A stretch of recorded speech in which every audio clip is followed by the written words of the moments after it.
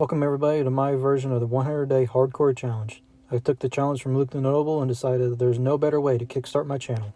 But first, what even is hardcore? Hardcore mode, which is only available in the Java version of Minecraft, is a mode where your world is permanently put into hard mode. If that isn't bad enough for you, when you die, your entire world gets completely deleted. If you manage to find my video and the thousands of people who've taken the same challenge, you kinda get the idea. But first, I must ask all of you to subscribe. This video took an upwards of 50 total hours to complete with all the gameplay, editing, and voice recording. And be sure to stick around to the end to see how you can make your mark on the world for everybody to see into the future. Here we are on day 1. I spawned on the coast of a big ocean. I immediately got to punching a tree. I've played many years of Minecraft, but I'm not quite sure how hardcore Minecraft can be. I wanted to get all the tools I would need to get started as quickly as possible. After I got my first wooden pickaxe done, I immediately upgraded the stone. I mined out the rest of the coal right under where I spawned and grabbed some sugarcane I found nearby. I returned to the crafting table I made, crafted the rest of what I needed, and headed off to find a spot to settle for these next 100 days.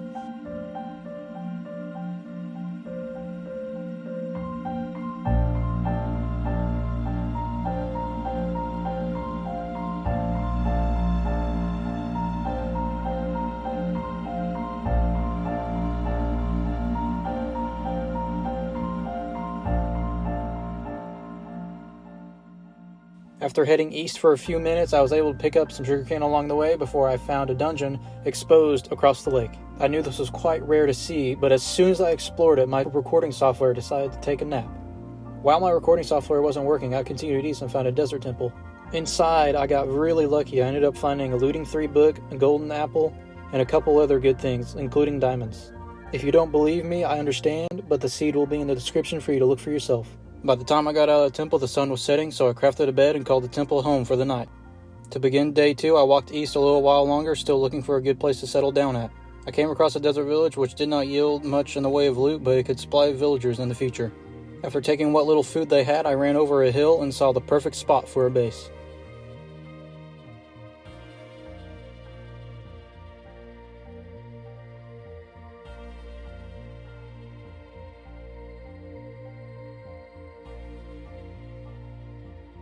It was a large hill with steep sides covered in birch trees. It also overlooked a nearby lake which I could use for food if farming doesn't work out very well. I decided to call it home. I started flattening out the top to use for home base all the way until the sun set for the day.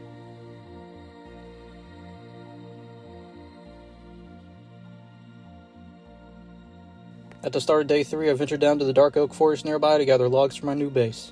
I chopped some of the trees and set up a little farm around the pond below my base. It's not much right now, but it will get me by until I get set up enough. I continued gathering resources throughout the day and using them to build my base.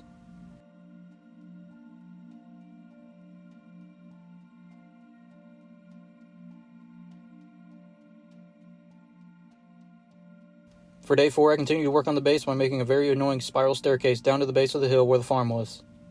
During the course of mining out the hallway, I found a cave filled with mobs. I fought through the mobs inside and mined out what I needed to create armor. I smelted the ores I collected, and before nightfall, I continued to work on the house by putting windows and gathering more dark oak wood. By nightfall, I used the ores I mined and crafted my first piece of armor. On day 5, I gathered resources I would need to complete the second story of my base.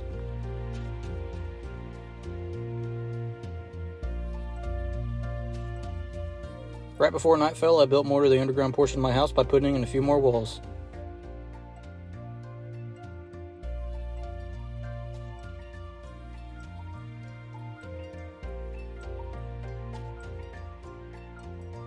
As day 6 rolled around, I began work on completing the upper portion of the base. This area would serve as my storage and sleeping area since it is separated from the surface below and protected by the steep cliffs. On one trip to the forest for wood, I heard tons of zombies that were hiding underground. I mined down expecting to find a zombie spawner, but instead was greeted with at least 5 zombies ready to kill me. This was the first time I got slightly scared of dying, but luckily, I didn't get cornered and I was able to fight them all off.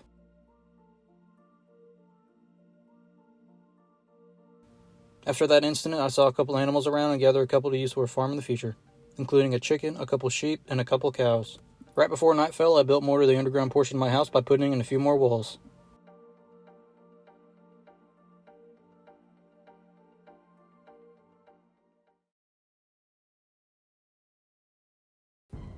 After going down to grab the rest of the iron out of my furnace, a very unfriendly neighbor decided to visit me. As I ran out of the house to prevent the creeper from exploding my house, another one of its friends ambushed me.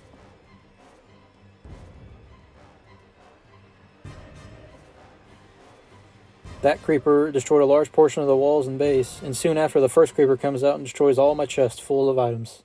If I had not seen the first creeper come out of the corner of my eye, this playthrough would have been over just on day 6, all because I forgot to shut a door. After that scary event, I patched up my house and moved all the items from the destroyed chest into another. I then left a note on the top of the doors to remind me to actually shut the doors on my house because closed doors save lives, apparently. To win this eventful day, I finished the roof and sorted all the items into chests. Day 7 was all about landscaping, trying to forget the incident from yesterday I cleared trees around the farm. This will help keep some of the mobs at bay since they can't hide under trees that don't exist. I continued to make the area look a little nicer before a wandering trader appeared. I think you all know what we have to do to these things.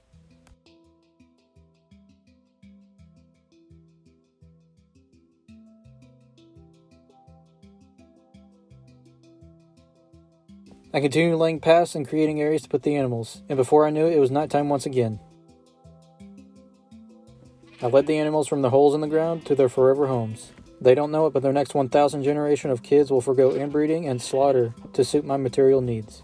After that, I was still in desperate need of better ores and materials, so I decided to go mine for the rest of the day. I strip mined for a while before I came across some obsidian that I mined with a diamond pickaxe I made from materials in the desert temple. After mining what I needed for the time, I headed back up, fed the animals, and went to sleep to conclude day 8 and 9. The next day I got work to smelting the ores for mining. While the ore smelted, I made plans to secure my house and make it look better. I started creating a fenced-in porch area. This will allow me to look over what I built below and keep the monsters away from the upper part of my base. I worked on this the entire day, and before nightfall I went down to gather more resources to continue for the next day. Day 11 was not very eventful. I continued to complete the front porch and did some general upkeep of the area. This includes clearing out trees from the area and feeding the animals to get the numbers up. On day 12, I began working on a sort of blacksmith area below my house.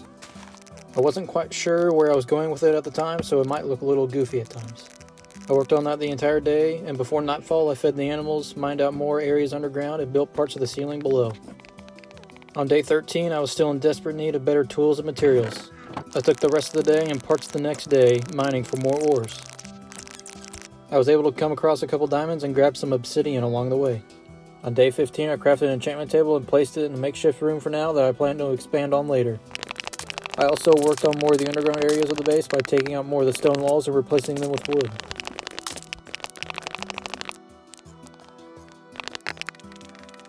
But before the day was up, I harvested the crops to keep the food supply going and fed the animals and headed off to bed. To begin day 16, I went around and gathered more resources for future projects around the base. My main objective with this playthrough is to get better at building things without tutorials. I've played Minecraft for nearly 8 years and still cannot build without tutorials. But today was all about heading into the Nether.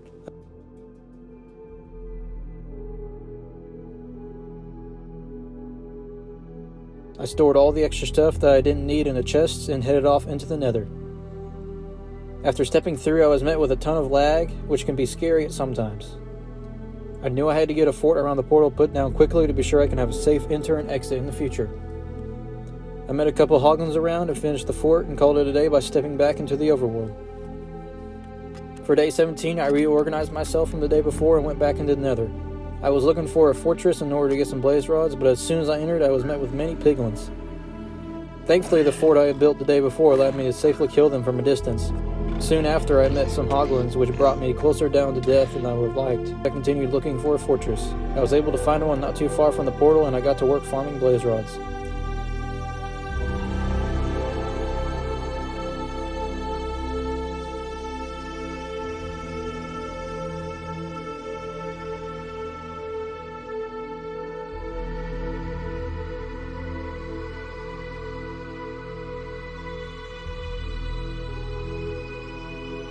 After taking several hits from the blazes, I quickly ran out of food, so I had to run home. Day 18. I organized my stuff from the Nether from the day before and headed down to feed the animals. I also decided to make a quicker path from the bottom of my house to the top because going up the spiral staircase was getting very annoying. I expanded the farm because of the shortage of food at the time, and shortly after crafted my first piece of diamond armor. On day 19, instead of exploring the Nether, I decided it was time to explore my overworld surroundings. I took off east, and after a bit of running, I ran into a village.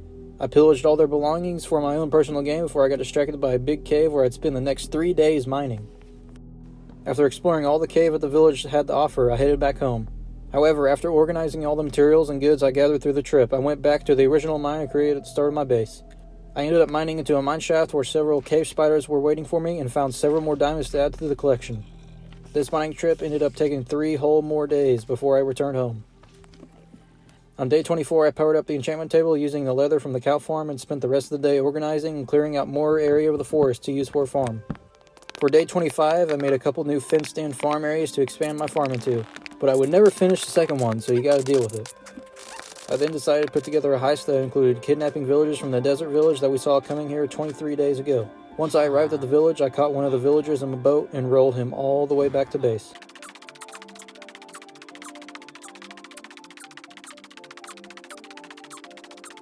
Once I got him to base, I built him a very small hut to live in, which would serve as the start of our very own village at home, only if I knew how much trouble this would cause in the future. I allowed him to become a farmer and set up a small farm for him. I powered up my stuff at the enchantment table and stored my items from the day before, and I went to sleep. For day 29, I kidnapped another villager so I can make more villagers. Day 30, I crafted a lectern and brought it down to the villager who ended up giving me a mending on the first try. On day 31 and 32, I gathered resources to build the original smithing area into a proper blacksmith for villagers to use. This addition included lava that totally won't cause problems in the future. For the next 2 days, I continued to work on the village. I began creating a small dock for a fisherman to live in. After gathering the resources needed to complete the hut, I worked on the house some more by completing the ceilings I've been putting off for several days. On day 35, I did the basic base upkeep routine by harvesting crops and feeding the animals. I then began work on a cartography house for some villagers to move into. I wanted the building to be unique by having maps stretch across the floor. After a couple design iterations, I settled on the size of the building. I continued to work on the cartography house and noticed that our villagers are having babies. This village will provide me a lot of resources I can trade for, but I can't help that it might end up being more inbred than the Alabama Outback. On day 37, all my progress would go downhill fast. As I was making my rounds of harvesting crops and feeding animals, I spotted some pillagers nearby. Without thinking, I quickly took care of each one, but before I knew it, there were a lot more of them coming. For the next 5 days, my home base and village would be under siege by the pillagers. I've dealt with many raids before, but none in hardcore mode. Before the raid had started, I was able to barricade some of the villagers in their homes so they don't get killed. But little did I know how deadly this raid could be. I was able to fight off the first 2 rounds with no real issues, but it all soon changed once the Ravagers and Evokers started coming in. The Ravagers themselves took a massive chunk out of my health for each hit, which meant I had to keep my distance from them. The best tactic I found against these guys were to lead them to my house and pick them off from where they can't reach me. But the Ravagers were nothing compared to the Evokers. These Illagers could summon another mob called the Vex, which on their own took massive chunks out of my health. Not only did they do a lot of damage, they could also fly through walls to the insides of my house. This raid forced me to eat all the golden apples I had stockpiled since the beginning and made me go through every totem I collected through the raid. For most of the raid, I had to resort to leading some of them up the stairs to my house and break a block to hit them through. This tactic worked well for a while until the Evokers showed up. There were many times during this raid where I thought it would all end. I've dropped to nearly half a heart 3 times.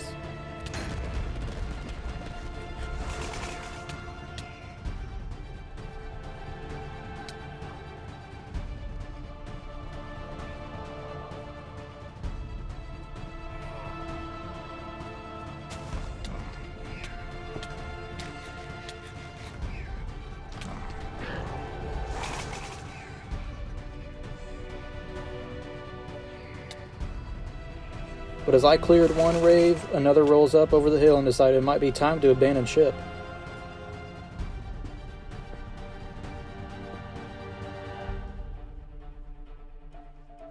I ran and ran all the way back to the spider spawner from the beginning.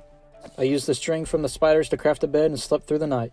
I also crafted a bow and got a couple arrows, and I went back to the base one last time to try and retake it.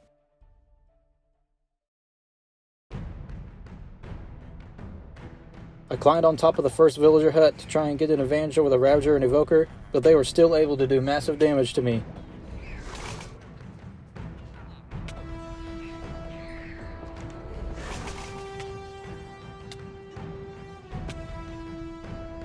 After taking some time to think, I decided to go with a different approach. Instead of going through the village, I went back up to my house. My plan was to lure them near it and pick them off. Once I got into my house, I was relieved to find that there were no mobs inside at the moment. However, because of a bug with Optifine, there were in fact 5 pillagers in my house. I realized this after I took a massive amount of damage from nothing. I quickly ran back up and blocked off the stairs before anything else could come up. After realizing what happened, I took the rest of my valuables with me to find a new base. But before I went and took one last shot at trying to see the invisible, unkillable mobs by showing the hitboxes of enemies, which did not work. I got to a safe place and logged off. I googled around to see what was happening, and after not seeing many answers to my problem, I logged back in, fully prepared to leave the base. But after logging back in, every invisible mob was now visible, which means I could take back my base.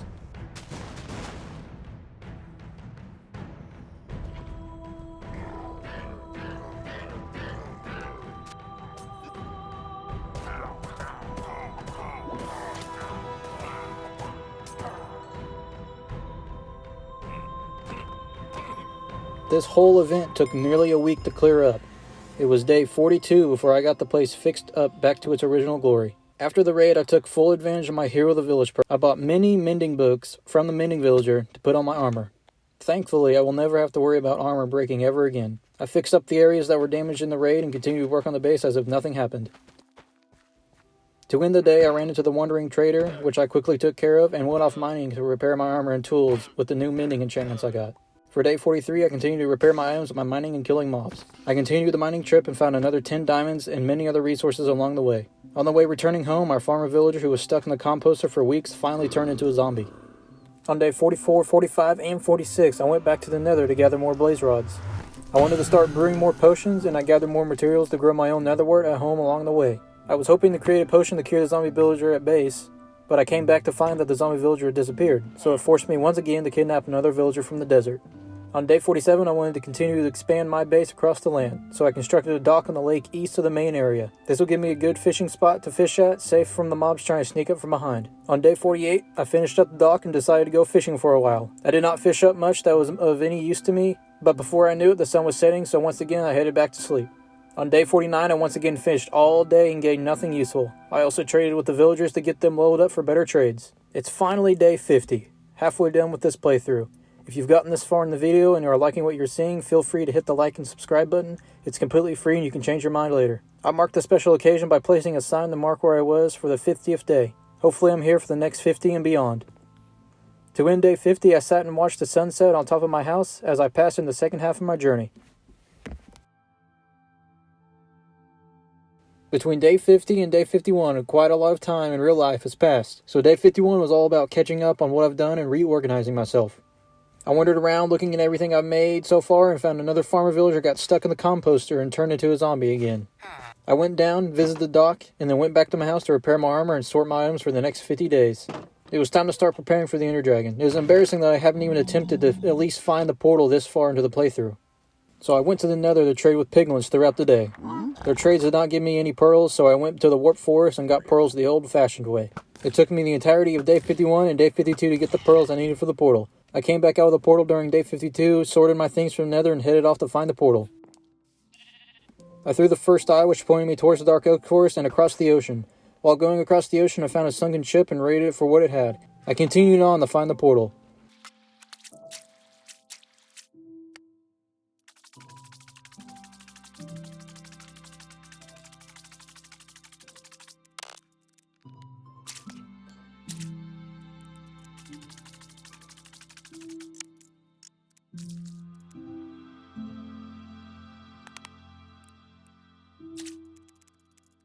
But around that time, the sun was setting, so I sat down in bed and camped out for the night in the middle of the mesa.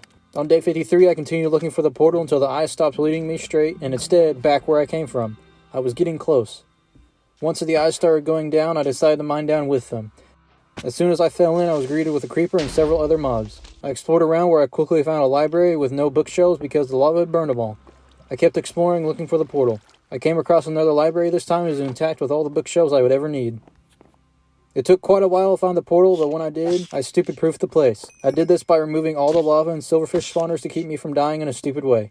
I used the obsidian from the lava to craft an ender chest to store my items for the time. I wasn't quite prepared to fight yet, but we were getting close. After sleeping in the portal room, I headed off back home, or so I thought I was. I actually got lost for the entire day and a half looking for home base. I was forced to go back to my previous recordings to backtrack my way home. At one point, I was nearly 1,000 blocks off course, and don't ask how.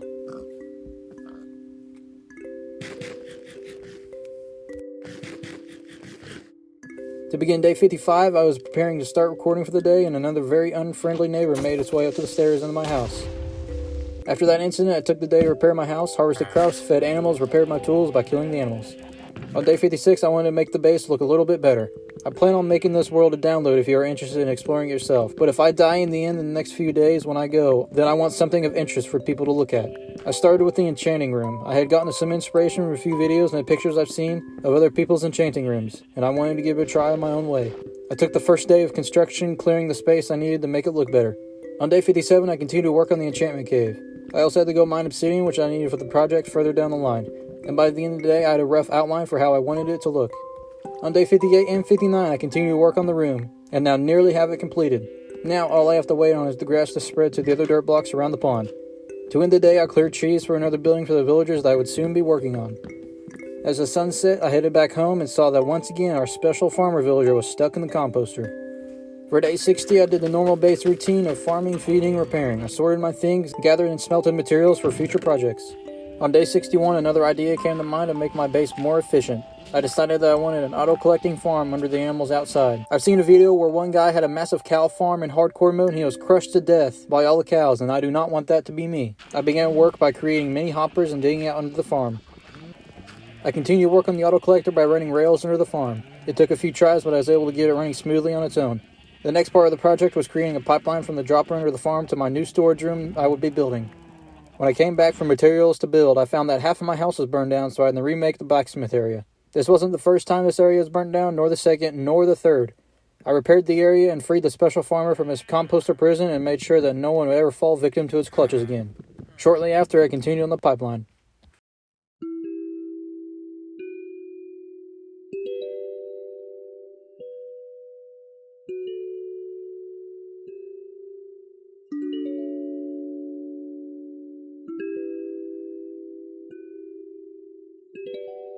To give an area for the pipeline to come into, I began work on a new storage area.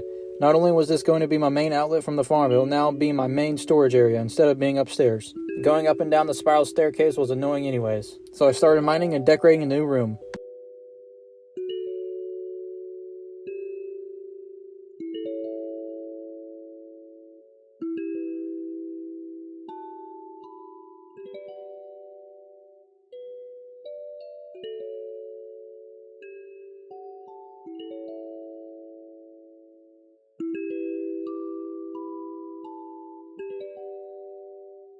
While I was building, my stuff started burning once again and nearly spread to the upper portion of the base.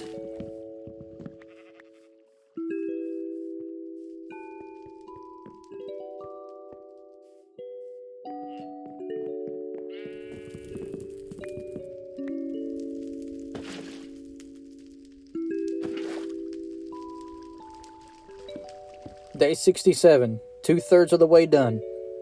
I continue to work on the storage area and collector pipeline. With no tutorial to follow, I had to iron out all the bugs in the system from scratch. I spent the next 2 days trying to figure out how to auto-sort the items into specific chests, but in the end, I never figured out how. On day 69, after giving up on the auto-sorter, I restarted my work on the pipeline. I mined out the tunnels that we need and called it a day. For day 70, I worked on the pipeline more and made more of the outside part look a little bit better. On day 71 and 72, I finished up the auto-collector mechanism. I also fine-tuned the collector minecart so I never have to touch it again.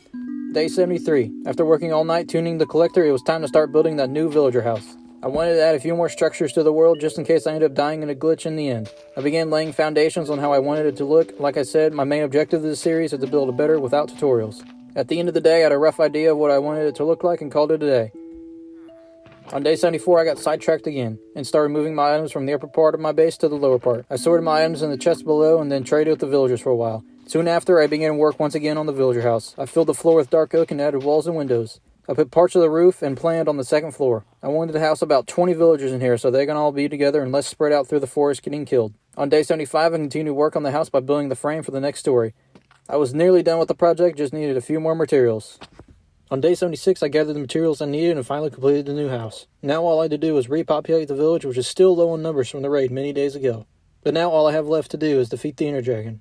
I fought the Ender Dragon countless times in Minecraft, but never in hardcore mode. Some of my armor was still lacking in good enchants, so by day 80 I had them all up to the best possible enchants I could muster. On day 81 it was finally time to go to the end. After putting it off for many days, I now feel confident that I can kill the dragon with little to no sweat. Around midday I gathered the things I crafted for the battle, including potions, and headed off to the portal.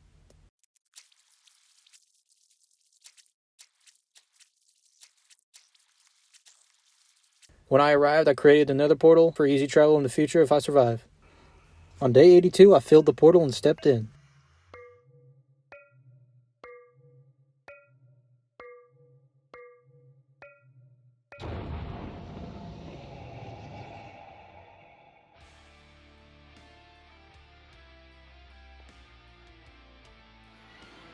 I had spawned inside the island, which was great. That meant I wouldn't get knocked off immediately. I quickly ran to the middle area and started taking out towers. Some were easier to destroy than others, and some I would have to scale them myself to destroy them. Luckily I brought slow falling potions, so fall damage was no concern of me.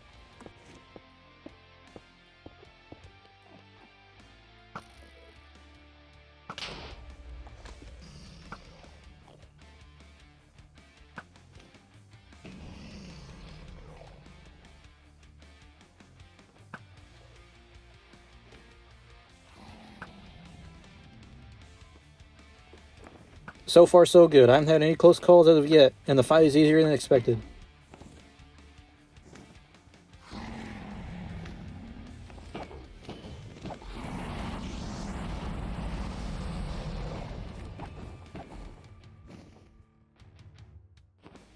I continued shooting it with arrows and whittling its health down little by little until...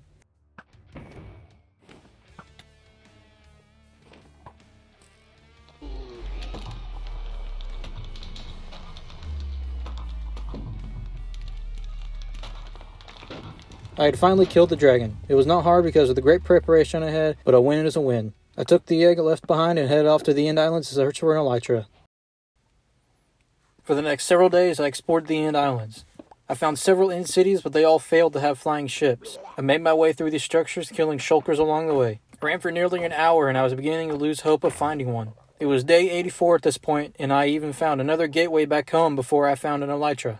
I ran around for a couple more minutes as a last-ditch attempt at finding one before I took the new gateway home. I kicked up my render distance one last time, and there I finally saw one way off. On my way in, I fought through the shulkers and raided the chest inside. I made my way to the ship and collected the long-awaited elytra. I would never have to walk again. I hidden my way back home and stepped back through the portal. It weirdly brought me back to spawn instead of home. I towered up to use my newfound elytra, and before I took off, I had to look around the spawn area. I wondered, if I had gone in a different direction than from what I initially took, would I have even made it this far? Who knows? I glided my way back home, past the dungeon, past the temple, and past the village I found nearly 85 days ago.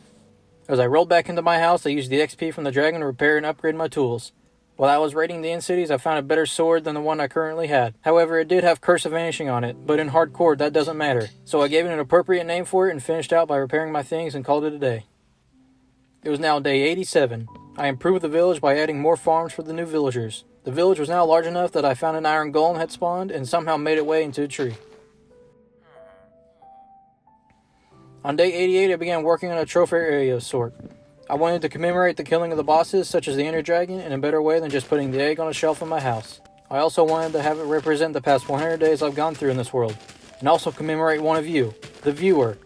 Stick around just a bit longer to see how you can become part of this. I began by clearing trees and flattening the ground. By the end of the day, I had a rough outline of how I wanted it to look. On day 89, I continued to work on the trophy stand throughout the day and gathered the resources I would need to complete it. I made 4 distinct quadrants to represent the biomes I've traveled through these past 100 days. One for the end, one for the nether, and the last 2 for the overworld. For day 90, as I wait for the grass to spread to the new quadrants, it is now time to tell you how you can get your name put on this trophy. The first person to subscribe and comment MobsterYT is the best, you will get your YouTube username put here. I will contact you if you're the winning person, and you will also be able to get to put a special message for everybody to see into the future. To continue the project on day 91, I needed a few more materials from the nether. I mined the quartz I needed and portaled back home.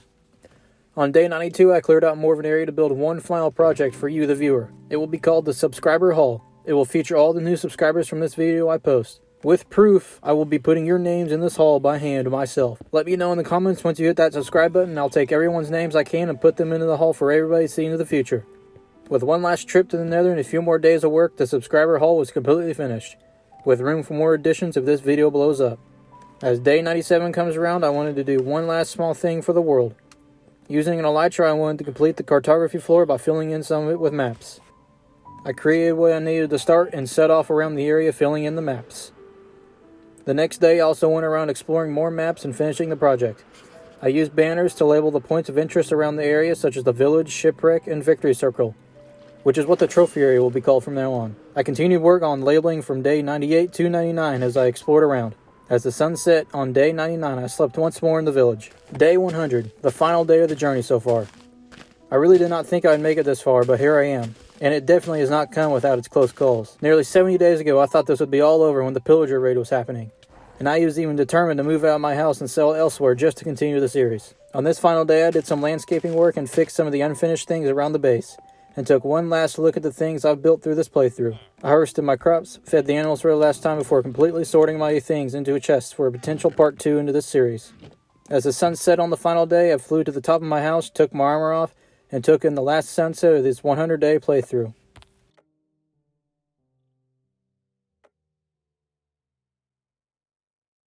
If you made it this far into the video, congratulations. I'm happy you tolerated my monotone voice at the beginning and thought this video was worth your time of watching. For most of you, this is probably your first time you've ever seen me on YouTube. I started this channel as a hobby, and this is my first big project I've put out. It took many hours to make this, and I learned so much along the way. So if you want to see more of this in the future, hit that like and subscribe button. Earning those 2 clicks from my nearly 50 hours of work would be worth it. Thanks for watching, and I hope to see you in the next video and beyond.